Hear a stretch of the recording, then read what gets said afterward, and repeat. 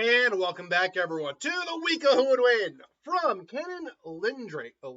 It's Lindgren. I've always had trouble pronouncing your last name. I think it's Lindgren, right? Who wins in a fight? Kratos versus Ganon. Now, on paper, this looks like a slam dunk for Kratos. Scaling-wise, Kratos scales way beyond most of Ganon's feats. I mean, we're talking about a guy who can rock Yggdrasil, the world tree, which connects 9 different realms, 9 different worlds. He's gone toe-to-toe with Titans, Kronos, for God's sake. He's got light speed level reflexes. He's got weapons up the wazoo, including the Blades of Sparta, the Leviathan Axe. I can't remember the name of the spear that can basically summon more spears, and then all the axes stuff he had from Sparta. He's strong enough to go toe-to-toe with Thor.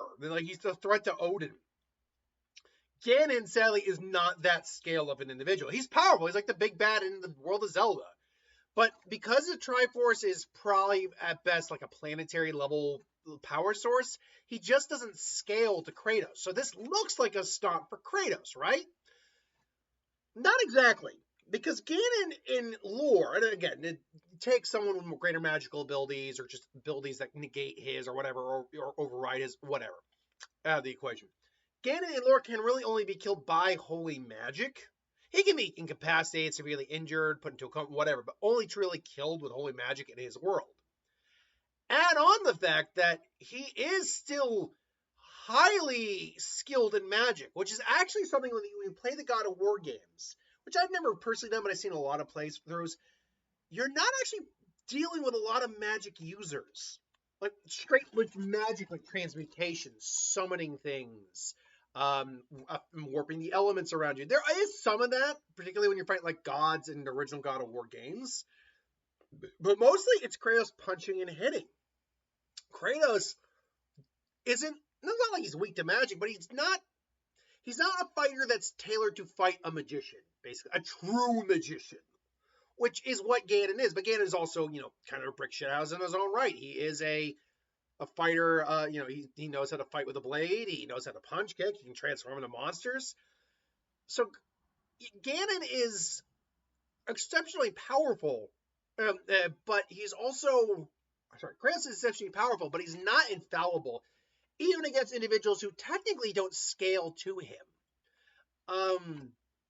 So on a scaling perspective, yeah, Kratos definitely has the edge here, but he doesn't actually have an effective method of putting down Ganon because no weapon he has is divine.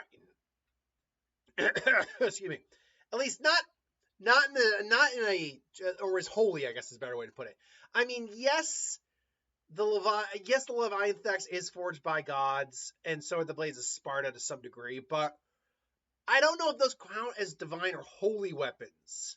Maybe the Leviathan Axe, perhaps, but I don't know if you can qualify the Leviathan Axe, because that would, between the two, between the Blade, Sparta, and the Leviathan Axe, that would probably be the closer weapon for holy magic weaponry.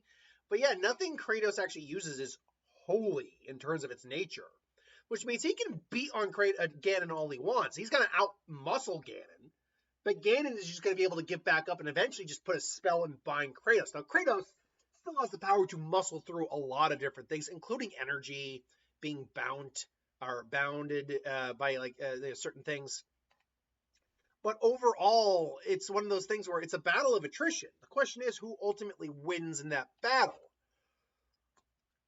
Even though I did say it's not as clear-cut as it seems, I do still think Kratos takes the win. It's just, again, it's a scaling thing. We're talking about a guy who scales onto, like, multiplanetary and beyond, rocking different realms, all that. Ganon, just getting clocked on it could knock Ganon out. And that is a win in these conditions. Not necessarily killing your opponent, but just get a cold clock and knock him out. Or cold clocking him and knocking him out. That's really all that matters. That being said, Ganon would prove a nuisance if Kratos doesn't actually knock his ass out. This fight is just going to go on for a while until he eventually does get knocked out. And I think that's really what it comes down to. When the hell does Ganon basically get put down long enough to consider it a win?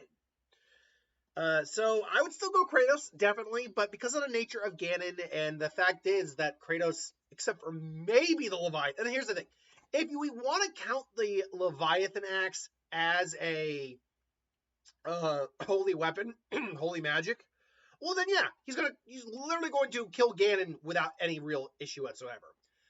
But but besides that, if we don't count the Leviathan axe, he doesn't have a holy weapon. Yes, the spear was blessed by a blacksmith, but it's not a holy weapon. It's not a weapon of divinity, really. So, long story short, I would probably say Ganon would lose, but it would still be a real annoying fight for Kratos to deal with. So Kratos wins. That's my thoughts. But what do you think? Let me know in the comments below. Thanks for watching. I hope you enjoyed. I'll see you next time.